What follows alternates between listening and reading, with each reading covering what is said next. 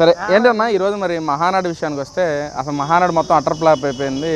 మహానాడు వేదికగా కూటమి ప్రభుత్వం టీడీపీ నాయకులు మొత్తం అబద్ధాలు చెప్తున్నారు ప్రజలకి అని చెప్పి అంటున్నారు వైసీపీ నాయకులు. కొడాలని కూడా మాట్లాడుతున్న పరిస్థితి ఏం చెప్తారు అసలు దాని మీద? ఆరిపోయే దీపానికి వెళ్ళి ఎక్కువ వాళ్ళు ఏదన్నా మాట్లాడతారు. టీడీపీ పార్టీకి ఇన్ని సీట్లు వచ్చిన తర్వాత కూడా ఇంత డెవలప్మెంట్ జరుగుతున్నా కూడా వాళ్ళు ఏమీ లేదు, వస్తాం నరుకుతాం చంపుతాం అంటున్నారు. ఒరే మీ గురించి మీ పాత సారథి రెడ్డి చెప్పాడు, ఇంతకన్నా ఏం చెప్పాలి చెప్పండి. మీ గొడ్డల స్టోరీ ఏముందిరా? అది నేనే ఓ సినిమా తీద్దాం అనుకున్నారా? నాయకుడు 100 కోట్లు ఉంటే మీ తాత దగ్గర నుంచి నేనే ఓ సినిమా తీద్దాం అనుకున్నా. ఇది రక్త చరిత్ర ఉందో చూసారా? అరే మా పరిటాల రవి గారిని, మా కోడేల గారిని, మా కార్యకర్తల్ని, మా దళితుల్ని, మా మైనారిటీస్ని ఎంతమందిని చంపావు? అరే మేము ఎట్లా ఊరుకుంటాం చెప్పు? ఏమంటే ఇష్టం వచ్చినట్టు లేడీస్ని తిట్టింది వాళ్ళు. కాకపోతే నేను ఒకసారి వచ్చింది అంటే 10 సార్లు మాట్లాడేసరికి నేను పొరపాటున ఒకసారి మాట్లాడాను, శిక్ష అనుభవించాను. కానీ జగన్మోహన్ రెడ్డి చేసే అరాచకాలు నా జీవితం నాశనం అయిపోయిందండి. నాలాంటి అసలు ఎంతమంది అండి అసలు. జగన్మోహన్ రెడ్డి గారు అరాచకాలు అంటారంటే ఆయన శుభ్రపాలన అందించిన నాయకుడు అయితే వైసీపీ నాయకులు అంటున్నారు. మీ చెల్లి అది చెప్పి ఒక మాట. అరే ఇంట్లో తల్లికి చెల్లికి అన్నం పెట్టలేని వ్యక్తి చెల్లి చీరల గురించి ఎక్కడో చెత్తకుండీలో దొరికింది అని చెప్పి మాట్లాడడం కానీ, జుట్టు ఉంటే ముడేసుకుంటాను, దున్నపోతే ఈంతే దూడను చెట్టు కట్టేస్తాను అని చెప్పి మాటలు మాట్లాడితే ఎవరు నమ్ముతాడా నేను? వరే నువ్వు పేపర్ లేకుండా 2 లైన్లు మాట్లాడతావు. నువ్వు అసలు ఏం మాట్లాడతావు? తెలుగు రాదు, హిందీ రాదు, ఇంగ్లీష్ రాదు. ఏమన్నా మాట్లాడితే 10th first, inter first, degree first అంటావు. 10th క్లాస్ పేపర్లు దొంగలు ఇచ్చి టీచర్ని కొట్టి, మీ నాన్న కొట్టి, బాబాయిని కొట్టి, బాబాయిని గొడ్డలతో నరికేసి అసలు వీళ్ళంతా ఎందుకు చనిపోయారో తెలుసా? ఒక ఇంట్లో బాంబులు పెట్టి పేలుస్తుంటే ఆ ఇంట్లో ఒక ఆవు ఉంది. ఆవు ముక్కలైంది. ఆ ఇంట్లో లేడీస్ డైరెక్ట్ చెప్పారు, ఈ ఆవు ఎలాగైతే చనిపోయిందో వాళ్ళ కుటుంబ సభ్యులు కూడా మొత్తం ఇలాగే చనిపోతారు. వాళ్ళ తాతది కుక్క చావు, వాళ్ళ అయ్యది కుక్క చావు, వాళ్ళ బాబాయిది కుక్క చావు. అరే నువ్వేరా మిగిలింది. నీ చావు ఎంత భయంకరంగా ఉంటుందంటే నీ చెప్తున్నా, లడ్డూలో పంది కొవ్వు కలిపి. అరే ఆవు పాలు లేకుండా నీకు నెయ్యి ఎట్లా వచ్చిందిరా? మీరు ఏమేం కలిపారు అన్నీ తెలుసు, అన్నీ బయటకు వస్తున్నాయి. నువ్వేదో బయట ఉన్నావు హ్యాపీగా నన్ను ఏం చేయట్లేదులే అనుకోబాకు.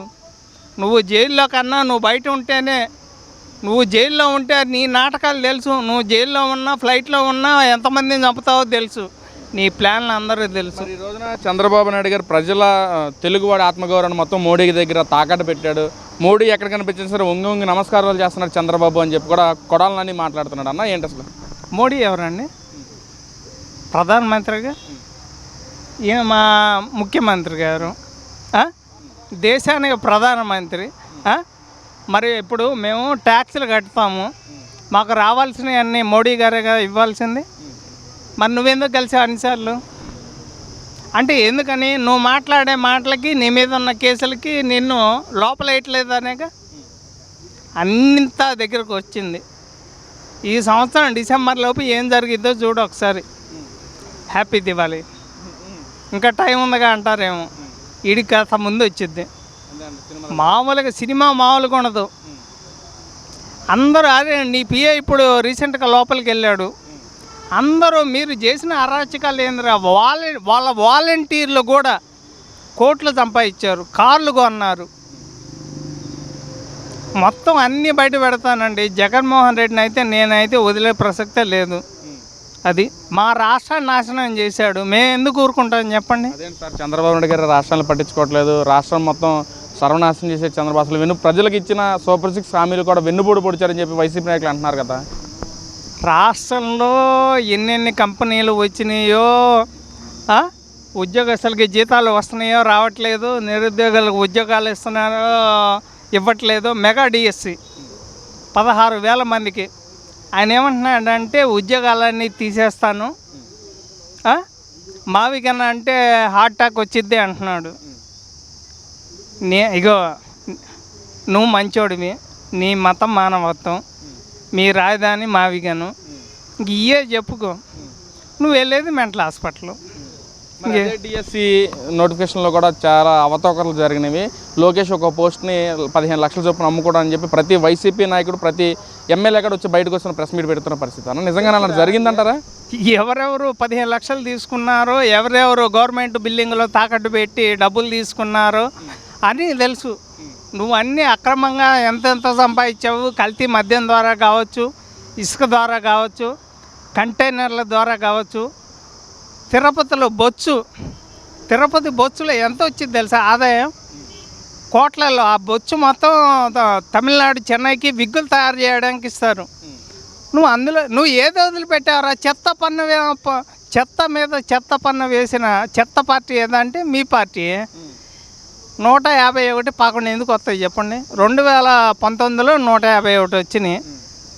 నీ పాలన చూశారు, పోలీసులు, బారికేడ్లు, పరదాలు, చెట్లు ఇప్పుడు ఇన్ని డిగ్రీల ఎండ నాకు తెలిసి నా జీవితంలో ఇంత ఎండ నేను ఎప్పుడు చూడలే. జగన్మోహన్ రెడ్డి అధికారంలో ఉన్నప్పుడు కనిపించిన చెట్టునల్లా కొట్టేశాడు.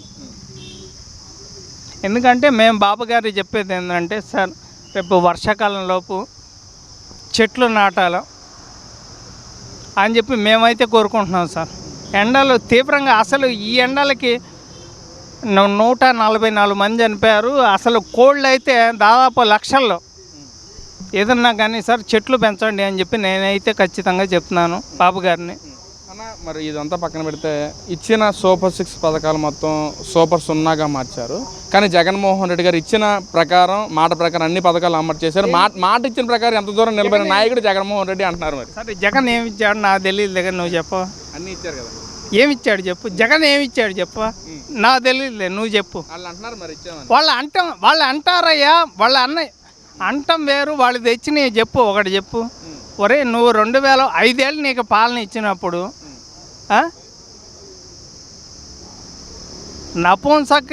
నపుంసకుడికి పిల్లలు పుట్టారన్నా నీ పాలన బాగుంది అని చెప్పిన నమ్మేవాడు ఎవడు లేడాడ. అదేంటన్నా, నీ పాలన చూశారు గారా, ఎందుకురా? ఈడికి ఇక్కడ తికాణా లేదు కానీ తమిళనాడులో ఈడి ఫోటో పెట్టుకొని ఏదో ఎత్తి చూపించారని చెప్పి మాట్లాడింది. ఇది ఒక మహిళ అట్లా మాట్లాడకూడదు కానీ మాట్లాడింది. మరి అలాగే పులివెందలు కావచ్చు, ఒంటిమిట్ట కావచ్చు, అక్కడ మొన్న ఎలక్షన్లు జరిగినాయి. నేను అప్పుడు కడపలోనే ఉన్నా.